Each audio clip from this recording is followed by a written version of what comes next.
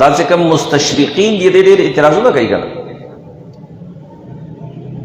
ناغو چې یو سړی څلور ودونه کولی شي نو یوه ښځه ولې څلورو خاوندان نشي کولی او که په آخرت کې د یو کس دپاره حورې وي 72 حورې او جنت ته په الله ترغیب ورکوي نو د دې ښځې دپاره خدای پاک د یو نه زیات خاوندان ولې نه دي ښودلي چې داسې حسین جمیل وی توفانی ته هم ګورئ زمونږ چې جنت ته لاړ شه الله به داسې توفانی درکوي داسې به درکوي داسې به درکوي د دې بهترین جواب ښه جواب سید احمد سعید شاہ کاظمی رحمت اللہ تعالی علیہ تبیان القرآن کی کڑے دے داغا چکم تبیان دے دا تبیان دو دی خواہ یو دا کاظم شاہ سے تبیان درتا یادوں التبیان مع البیان آغا وی گورا چاہتا چی ترغیب ملاوی گی دا یو چیز لالت تا چی چالا ورکے چاله چې ته د یو چیز لالچ ورکې نو د هغې په زړه کې به د هغې خواهش موجودي د هغې به دا متمني وي تقاضا به کوي هغه به د ده هغه څیز به د ده د طبیعت تقاضا وي د ده په جبلت کې به وي فطرت کې به وي نه به ملاویږي نو ته به یې شي زه در کومه دا څومره خلک دا جړی مار دي مزدوران دي دا محنت چې کوي که د دنیا کارونه څوک کوي که د آخرت کارونه کوي خو څه لالچ باندې خو یې کوي که نه هغه لالچ څه دی خواهش نو دا نعمتونه زموږ په دنیا کې خوښ دي په آخرت کې هم دي خوښه کاغه معقولات دي کاغه مشروبات دي کاغه ملبوسات دي کاغه محلات دي کاغه مکانات دي کاغه بلډینګونه دي کاغه تعدد ازواج دي د سړو دې طرف ته طبعا میلان شته دی خواهش شته دی نو د دې هغه فطري جبلی خواهش مطابق الله هغې لپاره بیان کړی لیکن د ښځو خواهش داسې نه دی لکه د سړو خواهش ښځې لپاره د خپل خاوند نه علاوه بل کس دا کنزل ده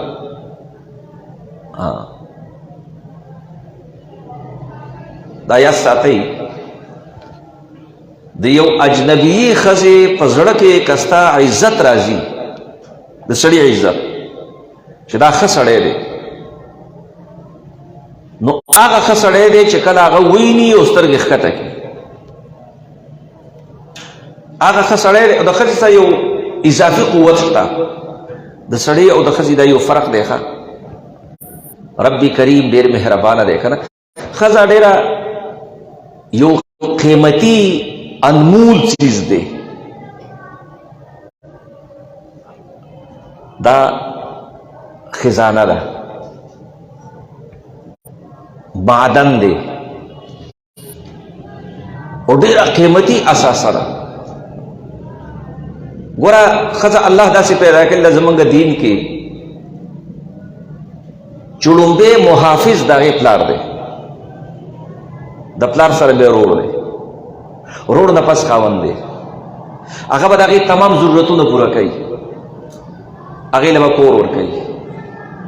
هغې له به خوراک ورکوي هغې له به لباس ورکوي هغې له به زیب و زینت ورکوي د هغې څوکیدار دی د هغې محافظ دی د هغې پرده به ساتي او د دې سړي په دې زړه کې خدای پاک د دې خپلې ښځې د ستر او د پرده دومره جذبه پیدا کړې ده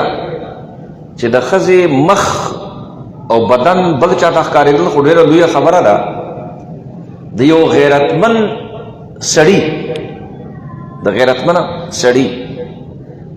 د ښځې کپړې چې بل څوک ګوري په هغه باندې سړی خفه کېږي، د هغې دوپټه، د هغې پیزار.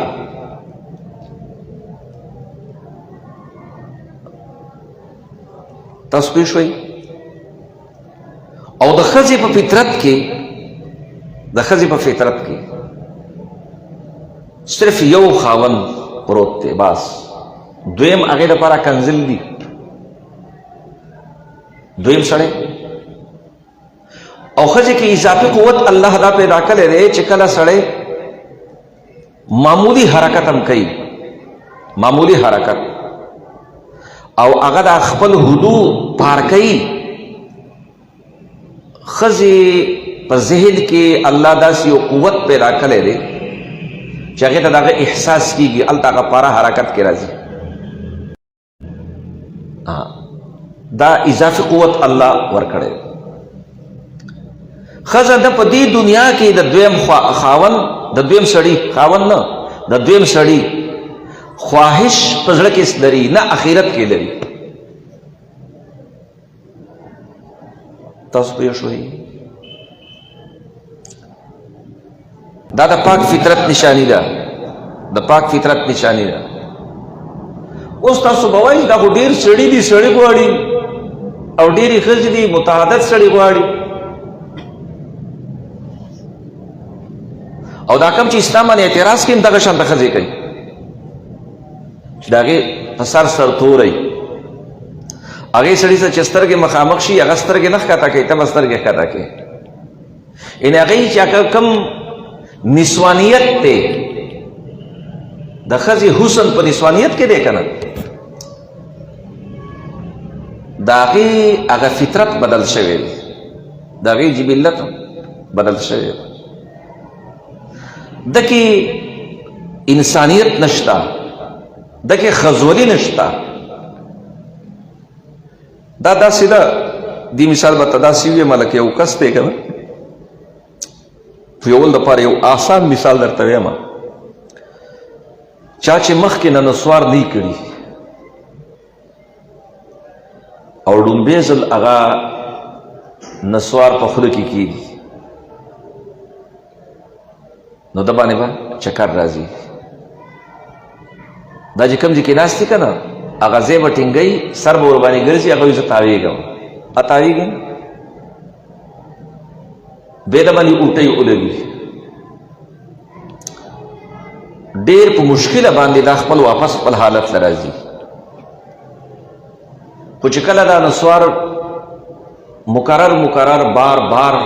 نسواری شي او بیا ګورې نو دا شونډې پړسولي، خوله کې نسوار پراته وي، طبیعت بدل شو. چې کله طبیعت بدل شو دی چېرته ناست دی، د چا څه خبرې کوي، د ده خوا ته چا پلشتک وکړپاو، نو څنګه چې داسې ورته وګوري که نه، ډېر ښه نظر یې پرې ولګي، په دې خوله کې ورته اوبه راشي. نو که ډېر ښه صبرناک سړی یم هغې ته ویل خیر دی چونډۍ خو لاله راکړه. دغه شان د نسواري، ځکه د طبیعت خراب شوی، طبیعت یې خراب شوی.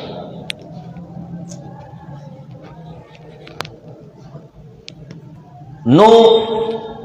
د رسول پاک صلی الله علیه وسلم چې کومې بیبیانې وي، مومنان هم وي، او د رسول الله د صحبت په خاطر باندې د هغوی ایمان کامل و.